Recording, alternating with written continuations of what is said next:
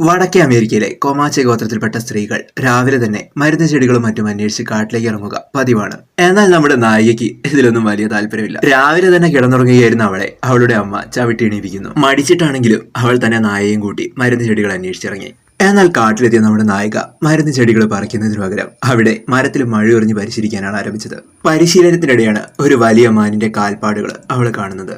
അവളുടെ നായ മണം പിടിച്ച് കൃത്യമായി തന്നെ ആ മാനിനെ ട്രാക്ക് ചെയ്ത് കണ്ടെത്തി. നമ്മുടെ നായിക മഴയെടുത്ത് കൃത്യമായി ആ മാനിനെ ഉന്നം പിടിച്ചുകൊണ്ട് നിന്നപ്പോഴാണ് പെട്ടെന്ന് ആകാശത്ത് നിന്നും വലിയൊരു ഇടിമുഴക്കം കേട്ടത്. അത് കേട്ട് മാൻ അവിടെ നിന്ന് അതിവേഗം പാഞ്ഞു. അതിന്റെ പുറകെ നമ്മുടെ നായിക കുറെ ഓടിയെങ്കിലും ആ മാനിനെ അവൾക്ക് മിസ്സായി.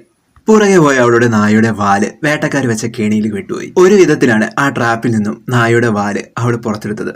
അപ്പോഴാണ് നേരത്തെ കേട്ട ഇടിമുഴക്കം പോലത്തെ ശബ്ദം അവൾ വീണ്ടും കേൾക്കുന്നത്. അതെന്താണെന്നറിയാൻ പോയി നോക്കിയപ്പോഴാണ് ആകാശത്ത് മേഘങ്ങളെ കീറി മുറിച്ചുകൊണ്ട് മുന്നോട്ട് പോകുന്ന ആ ചുവന്ന പ്രകാശം അവൾ കാണുന്നത്.